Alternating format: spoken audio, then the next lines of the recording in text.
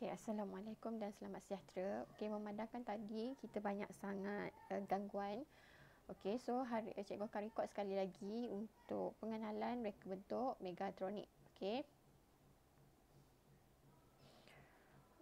Aplikasi teknologi. Okay, reka bentuk Megatronic ni adalah termasuk di bawah aplikasi teknologi iaitu 1.1 reka bentuk Megatronic.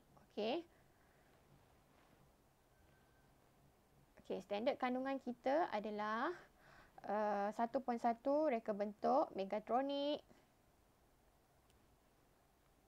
Standard pembelajaran kita menyatakan maksud reka bentuk Megatronic. Dan objektif pembelajaran kita pada hari ini adalah murid dapat menyatakan maksud reka bentuk elektronik. Okey, baiklah. Seterusnya kita akan pergi kepada konsep Megatronic. Konsep Megatronic telah diperkenalkan oleh Toshiro Mori tahun 1969. Apakah konsep tersebut? Okey, Toshiro Mori kata Megatronic ni adalah aplikasi elektronik dan teknologi komputer untuk mengawal pergerakan sistem mekanikal sesuatu produk. Okey. Toshiro Mori ni adalah seorang Jepun, okey, seorang yang mempunyai pekerjaan sebagai jurutera. Okey, dia yang memperkenalkan konsep Megatronic ini di Jepun. Okey, baiklah, seterusnya kita pergi kepada maksud Megatronic. Okey. Megatronic adalah reka bentuk produk atau sistem yang menggabungkan disiplin ilmu elektrik, mekanikal, elektronik, kawalan dan pengaturcaraan untuk mencapai tujuan dikehendaki. Cikgu ulang balik, Megatronic dia gabungkan 4. Okey, 4 disiplin ilmu. Yang pertama adalah elektrik, yang kedua adalah mekanikal, yang ketiga adalah elektronik dan yang keempat adalah kawalan dan pengaturcaraan. Okey, ada 4 disiplin ilmu yang perlu ada dalam Megatronic. Okey, keempat-empat disiplin ilmu ini sepatutnya anda telah pelajari di tingkatan 2. Okey, di tingkatan 2 anda dah belajar. Keempat-empat ini anda dah belajar, elektrik dah belajar, mekanikal dah belajar, elektronik dah belajar, kawalan dan pengaturcaraan pun anda dah belajar. Tetapi kalau kelas cikgu, okey, mekanikal dah belajar, elektrik pun dah belajar, kawalan dan pengaturcaraan sahaja yang cikgu tertinggal memandangkan kita banyak kekangan dari segi masa. Okey, ingat bila kita sebut maksud Megatronic mesti ada 4. Ada 4 elemen ataupun ada disiplin ilmu dalam Megatronic. Yang pertama elektrik, yang kedua mekanikal, yang ketiga elektronik dan yang keempat adalah kawalan dan pengaturcaraan. Seterusnya kita dah tahu dia berasal daripada Jepun. So sekarang kita tengok sejarah untuk perkembangan revolusi industri. Okey, ada 4 revolusi industri, ada revolusi 1, 2, 3 dan 4. Ada 4 revolusi industri. Kita akan tengok satu persatu revolusi industri. Okey, revolusi yang pertama. Okey, revolusi industri yang pertama bermula pada abad ke-18. Okey, bermula pada abad ke-18. Penggunaan reka bentuk mekanikal atau mesin yang berasaskan tenaga air dan wap. Okey, macam yang cikgu terangkan, siapa yang masuk kelas Google Meet cikgu tadi, cikgu dah terangkan. Kalau dulu siapa yang selalu tengok cerita Korea jenis yang lama tu, okey, dia bawa ataupun dia gunakan pengangkutan manusia ni sebagai pengangkutan. Okey, orang akan angkat orang untuk digerakkan daripada satu tempat ke satu tempat. Tapi bila kita dah ada revolusi industri yang pertama ni, dia dah ada perubahan dari segi mekanikal. Okey, dia dah menggunakan roda. Contohnya dia nak bawa orang, dia dah start menggunakan roda. Okey, contohnya kereta kuda, dia gunakan roda di bahagian belakang.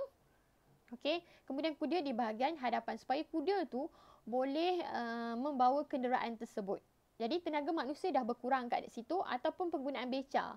Okey, kalau dahulu orang patut ada orang naik dekat belakang tetapi dia bukan duduk di atas manusia tersebut. Dia duduk di atas tempat duduk, tetapi dia tarik orang tu akan duduk satu tempat yang tempat tu ada roda. So dia akan memudahkan pergerakan sesuatu ataupun produk tersebut. Okey, perkembangan revolusi ini telah membangunkan pelbagai reka bentuk mekanikal bagi menggantikan tenaga manusia untuk menghasilkan sesuatu produk.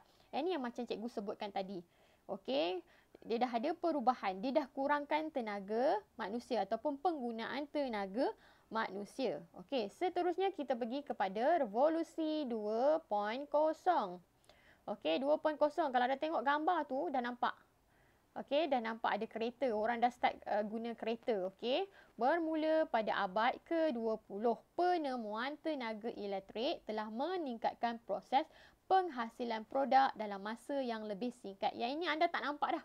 Bila dah masuk revolusi 2.0, dia dah kurangkan lagi tenaga manusia. Contoh tadi kalau kenderaan dia gunakan manusia dan juga gunakan mekanikal. Tapi bila dah masuk revolusi yang kedua, revolusi 2.0, dia dah ada setengah produk ataupun kenderaan dia dah tak perlukan tenaga manusia. Dia hanya memerlukan tenaga elektrik dan juga tenaga mekanikal. Contohnya kereta dalam zaman dahulu. Kalau anda tengok kereta dia kadang-kadang dia tak gunakan petroleum ataupun minyak macam kita sekarang. Okey, dia hanya gunakan elektrik. Sebelum nak start enjin, kalau sekarang kita masuk kunci, kita start enjin. Kalau dahulu dia kena pergi depan, dia pusing sampai enjin kita itu hidup, baru dia boleh bawa kenderaan. Itu dah termasuk dalam revolusi 2.0. Okey, pada masa ini tenaga elektrik merupakan sumber tenaga utama dalam menghasilkan produk dalam kuantiti yang besar. Yang ini kita dah banyak gunakan mechanical dengan tenaga elektrik. Okey, orang masa ni dah start jumpa elektrik, dah banyak penggunaan tenaga elektrik. Okey, seterusnya revolusi yang ketiga, revolusi 3.0. Okey, dah canggih sikit, nampak dah canggih sikit.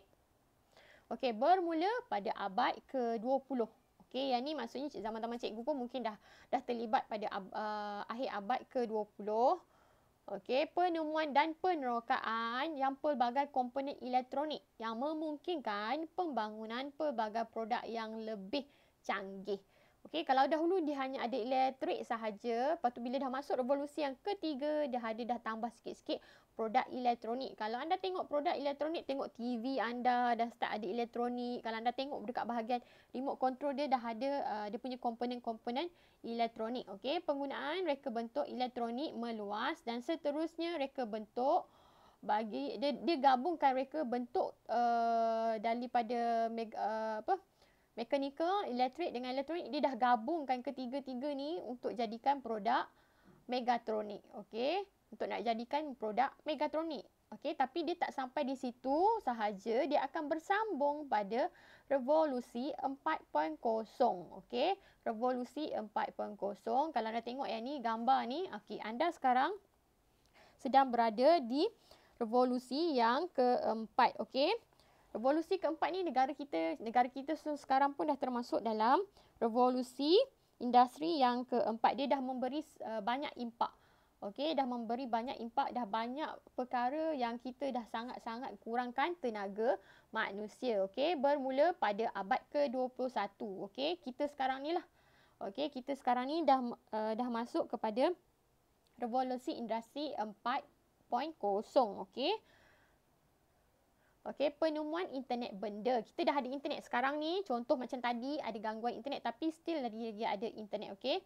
Penemuan internet dan terciptanya jaringan yang mampu menghubungkan manusia dengan alat. Okey, kita nak call orang. Okey, kita dah ada internet. Kita nak call orang, dah ada talian telefon. Kita nak hantar email, nak hantar surat, sekarang dah banyak gunakan internet. Internet tu dia ada satu jaringan dia yang tersendiri. Okey, seterusnya melibatkan penggabungan reka bentuk megatronik bersama internet benda, data raya, pengkomputeran awam bagi membentuk sistem pengeluaran pintar. Okey, maksudnya kita dah set up siap-siap benda tu, sesuatu produk tu boleh buat tanpa perlu kita arahkan. Okey, kita tak perlu nak arah banyak kali. Kita nak kena arah banyak kali tak perlu. So kita dah siap-siap satu arahan dalam satu produk tersebut, kemudian kita on. So produk tu akan boleh digunakan berulang kali dan dia akan melakukan perkara yang sama seperti arahan yang telah kita masukkan ke dalam produk tersebut. Contohnya robot. Okey, kita bagi arahan, contoh arahan kita ke kiri. Kita dah set up arahan kita, contoh kita dah set up dalam komputer, arahan kita okey, bila nampak halangan kena ke kiri. So, bila kita gunakan robot tu kali pertama, dia akan bila nampak halangan dia ke kiri. Kali kedua kita tak perlu masukkan maklumat dah sebab dah ada dalam sistem. So kita hanya play sahaja sistem tersebut. Jadi robot tu akan bergerak mengikut arahan yang kita dah masukkan ke dalam sistem. Okey. Revolusi 4.0 ni ada satu konsep ataupun ada satu terms yang anda perlu ingat, okey, adalah cyber physical. Yang ni selalu sangat ditanya dalam peperiksaan. Selalunya dekat PT3 selalu ditanya apakah itu konsep cyber physical. Okey, apakah itu konsep cyber physical? Konsep cyber physical ialah mengawal dan menguruskan industri dengan mengguna pakai sistem megatronik, internet benda, pengkomputeran awam dan kecergasan buatan. Okey, kecergasan buatan ni maksudnya yang macam cikgu sebut. Okey, kalau robot tu nampak sesuatu halangan, dia dah boleh mengelak. Okey, maksudnya itu adalah artificial intelligence. Dia dah ada daya fikiran dia sendiri. Tapi daya fikiran dia tu sebenarnya dicipta daripada kita sebagai seorang yang mereka cipta robot tersebut. Okey. Kemudian bila kita sebut revolusi 4.0, ada 9 teras dalam revolusi 4.0. Anda kena ingat 9 revolusi teras dalam 4.0. Okey, ada 9 teras dalam revolusi 4.0. Okey, yang ini selalu dia akan keluar gambar kalau ada soalan ada gambar. Okey, dia ada yang pertama kita ada robot berautonomi. Yang kedua kita ada persepaduan internet. Yang ketiga, kita ada internet benda. Yang keempat, kita ada simulasi. Yang kelima, kita ada pembuatan bahan tambahan. Yang keenam, kita ada pengkomputeran awam. Yang ketujuh, kita ada realiti terimbuh. Yang ke-8 kita ada data raya dan yang terakhir ke-9 kita ada keselamatan cyber. Ini adalah 9 teras dalam revolusi 4.0. Okey, itu sahaja untuk pengenalan tajuk reka bentuk megatronik. Okey, ingat ya. Cikgu pesan sekali lagi, ingat ada dua perkara dalam bahagian pengenalan megatronik. Yang pertama, anda kena tahu apakah dia maksud megatronik. Okey, yang kedua, revolusi. Yang kedua, revolusi 4.0. Dalam revolusi 4.0, anda kena tahu apakah dia konsep cyber physical dan juga 9 teras revolusi 4.0.